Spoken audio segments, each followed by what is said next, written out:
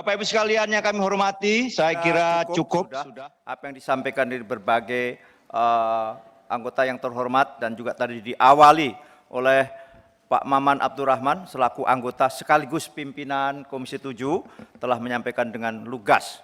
Untuk itu Bapak sekalian, saya kira saya pimpinan rapat mau mengambil keputusan untuk segera saja kita menyimpulkan rapat ini. Begitu?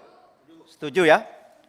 Baiklah Bapak Ibu sekalian, draft kesimpulan rapat dengar pendapat dengan Kepala Badan Riset dan Inovasi Nasional Republik Indonesia, Senin 30 Januari 2023. 1. Komisi 7 DPR RI merekomendasikan untuk dilakukannya audit khusus dengan tujuan tertentu terkait penggunaan anggaran BRIN tahun anggaran 2022 oleh BPK Republik Indonesia. Setuju? Setuju. Kedua, Komisi DPR RI mendesak pemerintah untuk segera mengganti Kepala BRIN Republik Indonesia, mengingat berbagai persoalan yang ada di BRIN tidak kunjung selesai. Setuju? Halo, apa kabar pemirsa? Senang sekali berjumpa kembali dalam Kabar Nusantara. Kali ini kita akan membahas terkait dengan bagaimana nih terakhir rapat dengar pendapat antara Komisi 7 DPR RI dengan BRIN. Ini sejumlah anggota DPR RI ini mengusulkan untuk dilakukan pencopotan atau pengunduran diri Kepala Badan Riset dan Inovasi Nasional. Dan kita akan membahas permasalahan bagaimana nasib BRIN kali ini dengan sejumlah permasalahannya. Sudah hadir di tengah-tengah kami anggota Komisi 7 DPR RI dari fraksi Partai Keadilan Sejahtera, Dapil Banten 3, Bapak Mulyanto. Assalamualaikum Pak Mulyanto. Waalaikumsalam. Sehat Pak? Alhamdulillah. Dan juga sudah hadir bersama kami ini Dr. Rohani Budi Prihatin, SAG MSI, selaku analis legislatif ahli media Setjen DPR RI. Selamat pagi Pak Budi. Selamat pagi Mas Uki, selamat pagi para pemirsa. Ya. Nah pemirsa, kalau tadi sudah disampaikan ya Uki bahwa mungkin belakangan ini di media kita sering melihat bagaimana ada pemberitaan terkait dengan BRIN dan terkait dengan nasib BRIN kini. Kira-kira Pak Mulyanto sebenarnya kalau kita bisa flashback sedikit ke belakang, apa sebenarnya yang terjadi dengan BRIN, Pak? Jadi memang karena saya anggota Komisi 7, saya punya background kan sebagai Sekjen Kemenristek. Jadi BRIN ini kan adalah semacam metamorfosis dari Kementerian Riset dan Teknologi. Jadi permasalahan sejak pendiriannya ini luar biasa. Memang tersimpan bom waktu. Yang paling mencolok adalah ketika Kepala BRIN waktu itu ditetapkan, Bapak Menteri dirangkap oleh Kemenristek. BRIN-nya belum ada SK, belum ada Perpres. Dan itu berlangsung hampir 2 tahun tanpa Perpres. Di tengah jalan sih memang si draft Perpresnya sudah masuk di dalam Kumham dari Seknek. Dari Kumham ketahan lama, akhirnya dibalikin lagi ke Seknek. Perlu waktu 2 tahun. Ketika muncul BRIN, yang terjadi adalah pembubaran Kemenristek. Banyak persoalan. Pertanyaan mendasarnya, kebijakan riset dan teknologi adanya di BRIN atau adanya di mana? Dan banyak sekali permasalahan-permasalahan yang tersimpan sejak pembentukannya. Oke, kalau dari Pak Budi nih Pak, kalau kita flashback juga tadi Pak Mulyanto sudah menyatakan. Tapi kalau misalnya kita boleh, ini semua lembaga riset istilahnya seperti itu disatukan menjadi BRIN. Kalau misalnya kita boleh, Pak Budi mungkin boleh memberikan pendapat yang terkait, inikah adakah kemunduran atau malah suatu, kalau orang-orang ataupun juga dalam hal ini kan pemerintah bilangnya ini sebuah kemajuan, nanti akan bisa berstaraf seperti dengan negara-negara lain. Tapi kalau misalnya kita melihat dengan permasalahan yang ada sekarang ini, apakah itu sebuah kemunduran seperti itu, Pak Budi? Oke, baik. Kalau tadi Pak Mulyanto sebut bagaimana proses kelahirannya, betul. Kebetulan saya ikut menjadi tim asistensi pembahasan RUU Sisnas Iptek waktu itu Pak Mulyanto, pemirsa. Jadi pada waktu itu satu hal yang lucu adalah pemprakarsanya itu Kemenristek Dikti pada waktu itu, ya. Kemenristek tempatnya Pak Mulyanto dan Pak Bambang Brojo pada waktu itu. Tapi anehnya sebuah RUU yang digagas di kementerian itu yang lebur. Jadi secara politis Kemenristek itu ngajukan RUU yang dia kena imbas sendiri ya. Jadi kena imbas sendiri. Saya tidak bisa menduga RUU itu justru dampak terkuatnya adalah pasca undang-undangnya, yaitu setelah Undang-Undang 11 2019 itu Perpresnya tadi, problemnya ada di Perpres. Nah, penggabungan para peneliti yang dari masing-masing KL menjadi satu sentral menjadi BRIN ini mirip kayak menaruh semua gerbong ke dalam satu lokomotif. Jika lokomotifnya kuat, ini bisa membawa gerbong dengan bagus. Tapi jika masinisnya masih dalam tanda petik belum tahu arahnya kemana, mapping kemana, roadmapnya mau kemana, ini justru gerbong yang banyak ini dibawa oleh lokomotif ini, pertanyaan pentingnya akan membawa beban yang sangat berat. Pertanyaan Karena selanjutnya, lokomotifnya Nah, iya. bagus atau enggak Pak? Kalau saat Pak ini? Budi Kalau sendiri misalnya Pak melihat. Budi boleh menyampaikan pendapatnya mungkin dalam hal ini sebagai seorang analis dari legislatif di Ahli Madya DPR RI. Oke, saya termasuk orang yang kena dampak dari ini. Karena dulu saya itu peneliti madya Oke. yang menginduk ke LIPI gabung dengan BRIN. Artinya apa? Saya adalah orang yang terdampak. Kalau saya gabung ke BRIN, berarti saya tinggalkan analis legislatif yang sekarang di Badan Keahlian DPR RI. Sementara kalau saya tetap bertahan, maka saya harus pilih jabatan fungsional lain selain peneliti. Karena tidak boleh memakai nama peneliti di luar peneliti atau sekarang itu periset BRIN ya. Nah, itu salah satu yang kena dampak adalah saya dan teman-teman. Di Badan Keahlian DPR itu sendiri ada sekitar 11 orang yang bergabung ke BRIN, sisanya hampir 69 itu Tetap di tetap sini. bertahan di. Jadi lokomotifnya Secara umum mungkin Pak Mulyanto yang bisa jawab ya, karena kapasitas saya dalam tanda petik masih menempel ASN di pundak saya. Pak Mulyanto gimana nih lokomotif yang Dimaksud sebagai tadi Pak Budi. leadernya? Ya, ini kalau dibiarkan ini kereta nggak sampai tujuan. Oke. Harus segera diganti Oke. lokomotifnya. Tapi kalau misalnya kita, Elisa dan juga pemirsa nih dalam pernyataan ini Kepala Biro Komunikasi Publik Umum dan juga Kesekretariatan BRIN ini mengklaim Pak Mulyanto bahwa perubahan yang dilakukan pihaknya berhasil karena menuai reaksi keras. Reaksinya seperti yang disampaikan anggota Komisi 7 dalam RDP kemarin. Setuju Pak? Itu kontradikto interminis. Oke. Kalau berhasil yang dituai sorak-sorai, tepuk Ya. tangan. Jadi yang dicari tepuk tangannya, bukan substansinya ya Pak. Kalau protes kan itu bukannya ujian itu. Itu baru gagal total ya kan keberhasilan. Nah, kalau Pak Mulyanto sendiri melihat ada serapan anggaran juga Pak dari yang tadi angkanya 700 miliar ya kalau tidak salah Pak. Ternyata yang terserap itu hanya 100 miliar di BRIN di dalam periode 1 tahun.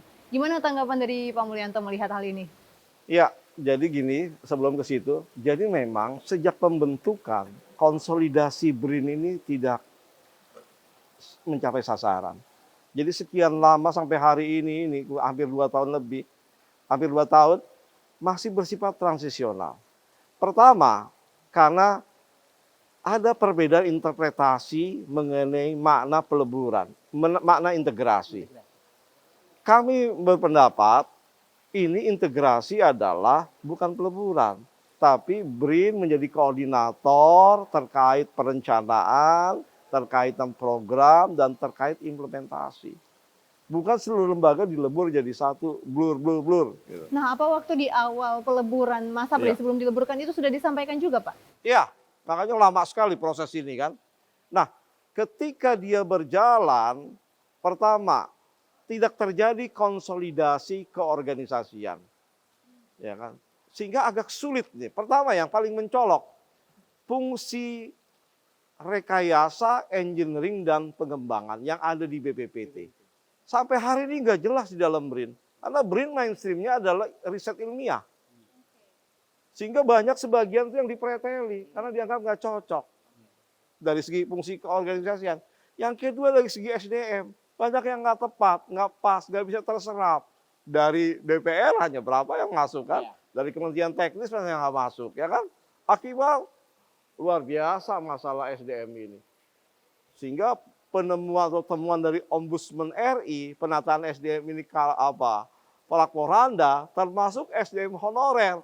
Baru dia mendarat dari kapal baru langsung dipecat. Terjadi luar biasa permasalahan SDM. Yang kedua, permasalahan aset dan laboratorium. Baik dari LPNK maupun dari Kementerian Teknis. Orangnya pindah, aset, gedung, lab masih tetap. Dia nggak bekerja pada alat yang biasa dia kerjakan. Belum masalah anggaran. BRIN, Ristek dengan LPNK dari dulu ya 7 triliun. Dengan seluruh kementerian harusnya menjadi 24 triliun. Sekarang masih 67 triliun. Ya kan? Dari segi anggaran bermasalah. Dari program nasional banyak dipotong-potong. Kemudian dari segi hal yang sehari-hari, ruang kerja, kursi, itu apa? Istilahnya co-working space. Jadi dalam satu ruang banyak kursi, silakan ambil yang mana, rebutan aja. Tiap hari rebutan kursi. Berarti Ya kan? sebenarnya banyak poin yang membuat BRIN sebenarnya terkesan stuck ya Pak. Jadi sebenarnya apakah pemirsa merupakan suatu langkah untuk kita keluar dari masalah ini dengan mengganti kepala BRIN? Tunggu selengkapnya di Kabar Nusantara.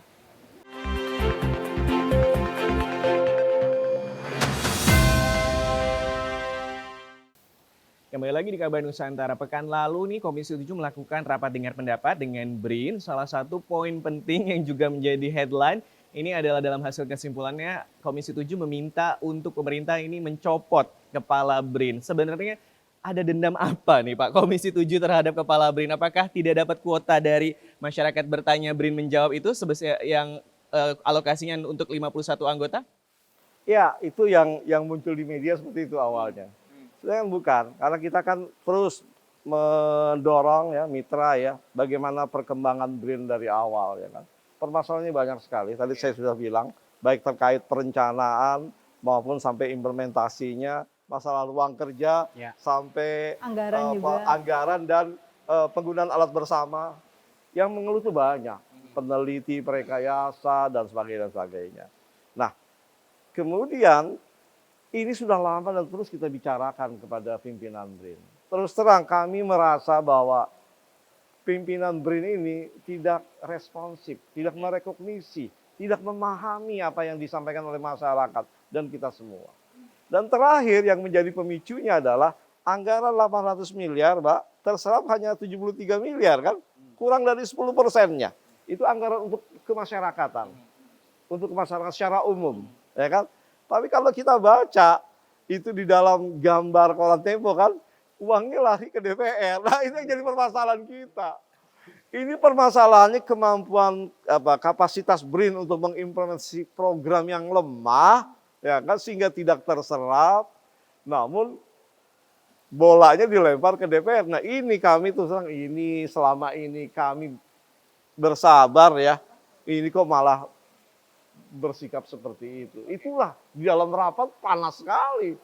Sehingga berujung pada dua kesimpulan. Pertama, agar diperiksa program kemasyarakatan yang 800 triliun miliar itu diperiksa dengan tujuan tertentu. Pemeriksaan investigatif. Bahkan sebagian menyatakan bawa ke KPK saja. Yang kedua, kepala BRIN dicopot. Oke.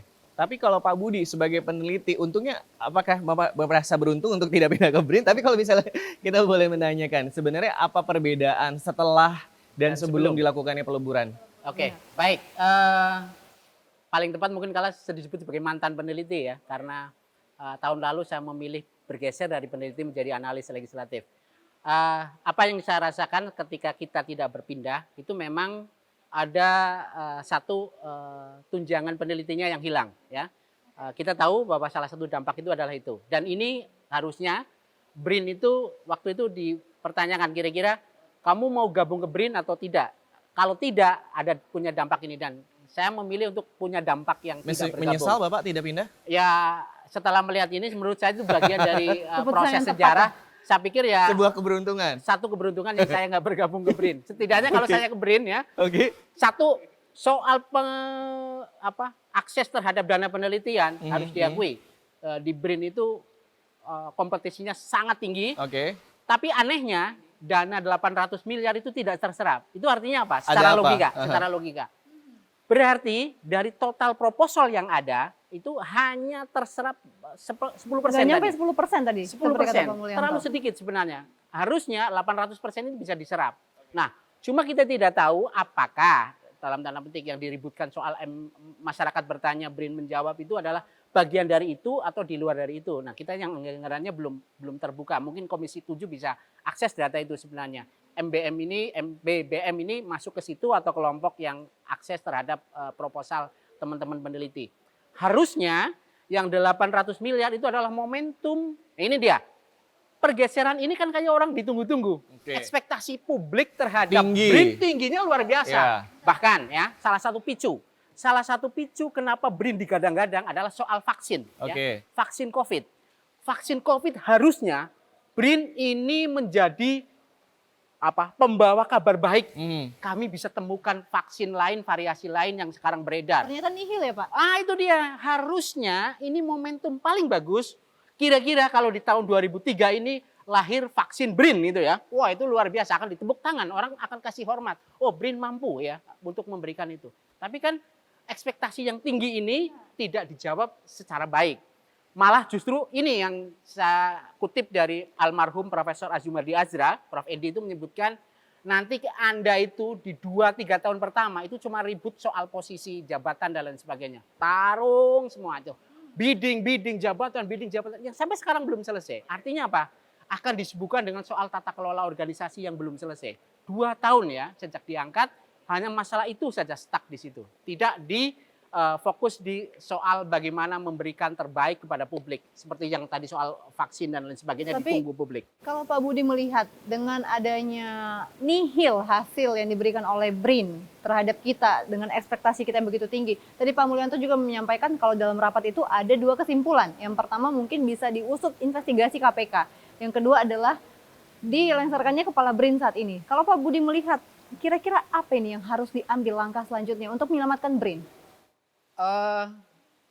Secara politis Komisi 7 telah menggunakan haknya ya, menggunakan hak secara politis boleh digunakan, meminta kepada pemerintah dan memang betul wewenang Presiden dalam hal ini karena memang kepala BRIN itu langsung di bawah Presiden. Itu adalah hak penuh Presiden untuk dalam tanda petik mengapprove permintaan Komisi 7 ataukah tidak.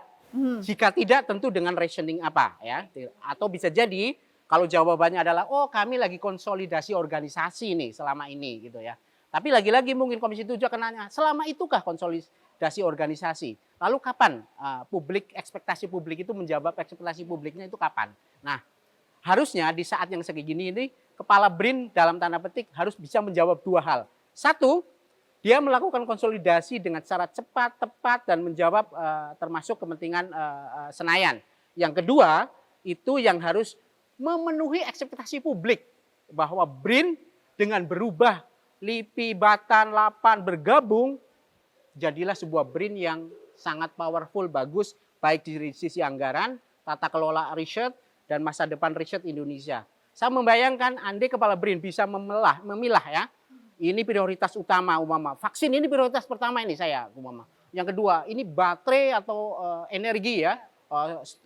Riset energi, riset pangan dan lain sebagainya itu dijadi klaster-klaster yang menjadi prioritas, tentu beliau akan dianggap sebagai orang yang bisa menggeser perubahan secara baik. Demikian, Mbak. Pak Mulyanto dan juga Pak Budi, kalau misalnya kita membahas soal BRIN ini permasalahannya ada kalau misalnya kita ngomong soal bagaimana hilangnya nih tokoh riset dan juga teknologi Habibie. Dan kalau misalnya juga kita membahas terkait dengan bagaimana juga mungkin ada pemangkasan sejumlah anggaran untuk riset terkait dengan perjalanan dinas juga sudah ada. Dan juga bagaimana sebelumnya mungkin alat deteksi tsunami di lautan yang sebelumnya dikelola oleh BPPT dan akhirnya sekarang dikelola oleh BRIN tidak mendapatkan anggaran khusus terkait dengan hal tersebut. Kita akan jawab selengkapnya setelah jeda berikut ini, tetap di Kabar Nusantara.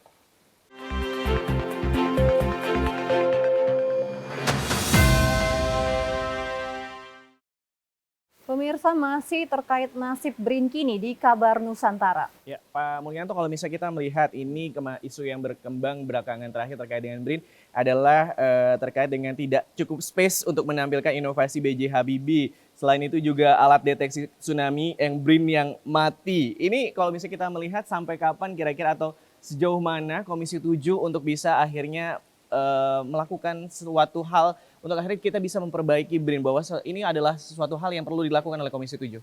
Ya, pertama tidak adanya ruang atau space di dalam pameran itu untuk menampilkan Bapak B.J. Habibie dalam sebuah lini masa. Itu sebuah argumentasi yang irasional misalnya. Untuk seorang tokoh sekaliber Pak Habibie nggak ada space untuk menampilkan wajah kah, nama kah, itu hal yang mustahil ya. Persoalannya bukan di situ. Menurut saya, dehabibinisasi ini sudah terjadi. Sejak pertama yang nampak itu bagi kami adalah sejak dibubarkannya Dewan Riset Nasional, Dewan Standar Nasional, BPIS, Dewan pengarah industri strategis, BUMNIS, kemudian juga bubar Kemenristek, lalu Badan Pengkajian dan Penerapan Teknologi BPPT lebur, dan berbagai program strategis BPPT mandek seperti Tsunami Early Warning System, Punamale, dan sebagainya. Itu adalah sebuah sejarah yang panjang. Sampai kita menyaksikan dengan sangat terharu N250 si Gatot Kaca dikerek ke museum. Ya kan? Itu semua saling kait-mengkait kalau menurut saya. Itu merupakan upaya yang sistematis, masif, dan terstruktur. Upaya sistematis struktur yang dilakukan oleh pemerintah dalam hal ini, Pak? Dehabibilisasi. Ya ini kan persoalan politik ya. Oke. Bisa jadi dari semua unsur. Persoalannya kan ini bisa merugikan anak bangsa. Misal yang paling utama, kenapa Punamale atau Buyam di Tsunami Early Warning System nggak jalan, nggak ada anggaran khusus? Karena dari awal salah menurut kami BRIN memahami makna engineering, pengembangan, dan rekayasa. Jadi dianggap itu adalah wilayahnya industri, bukan wilayah riset pengembangan. Kita nggak pernah memisahkan antara lead dan bank. Bahkan kita harapkan lead dan bank kita berujung kepada inovasi. Kan begitu.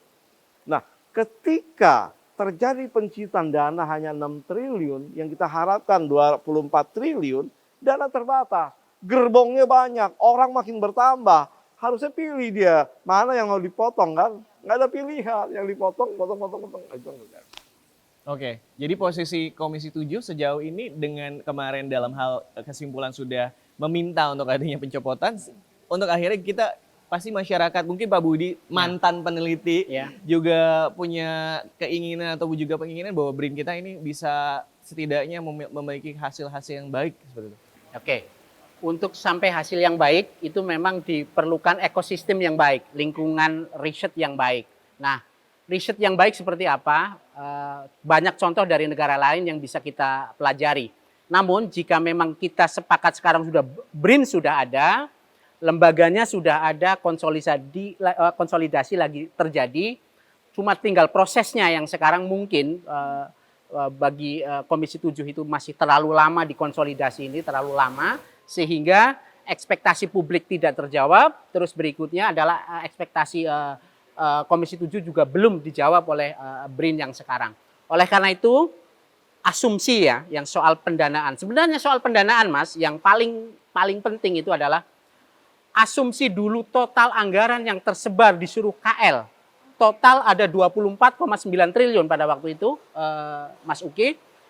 Harusnya dengan bergabung, asumsi awalnya bergabung, akan bergabung pula anggaran itu menjadi 24,9. Jadi itu mirip tersebar di masing-masing KL, ditarik menjadi BRIN. BRIN punya anggaran besar itu.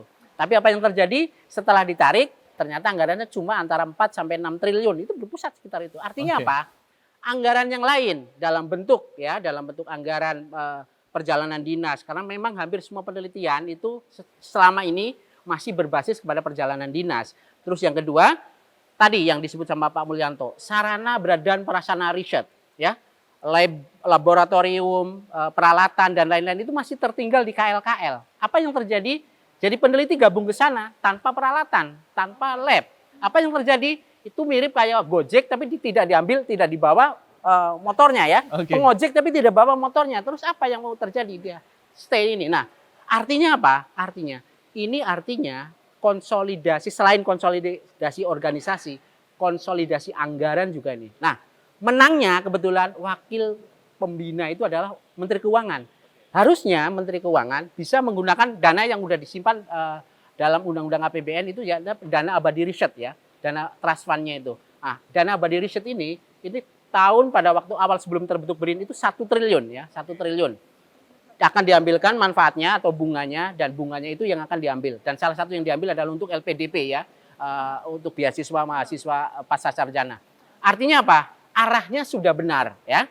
Arahnya sudah benar. Pendanaan sudah disediakan, konsolidasi organisasi lagi berjalan, cuma lagi-lagi yaitu secara momentum belum menjawab ekspektasi publik itu yang tadi. Ekspektasi publik, ekspektasi Senayan, Komisi 7, ini kok begini gitu loh kira-kira itu. Nah ini yang sekarang harusnya dijawab. Kalau momentum paling bagus buat Pak Handoko, bagi saya, jawab 2 hal itu. tata kelola organisasi dengan cepat. Yang kedua, buktikan kami BRIN mampu ciptakan satu prototipe, satu temuan yang bagus. Bilang, ini hasil BRIN. Sekarang momentumnya menurut saya. Kalau Demikian. dari Pak Mulyanto sendiri, harapannya mungkin ke BRIN Pak, apa mungkin ke depannya akan ada pemecahan BRIN lagi kembali menjadi LIPI, LAPAN, atau bagaimana ke depannya Iya, Pak? saya lebih cenderung mendorong demikian. Karena pembentukan ini banyak hal yang dilanggar. Contoh sederhana. Berarti kembali ke Ya, sebelumnya? contoh sederhana. Pembentukan Batan dan Lapan. Batan dan Lapan itu adalah lembaga yang dibentuk oleh undang-undang. Undang-undang ketenaganukliran dan undang-undang keantariksaan. Dan di sana Batan dan Lapan bukan lembaga penelitian. Dia adalah lembaga penyelenggara ketenaganukliran dan lembaga penyelenggara keantariksaan. Nah, ketika dibentuk hanya dengan Perpres, membubarkan dua lembaga yang dibentuk undang-undang, nggak boleh dengan Perpres. Harus dengan Perpu, dengan undang-undang lagi. Nah, ini banyak hal yang salah tafsir lah ya. Sehingga ini harus ditata ulang.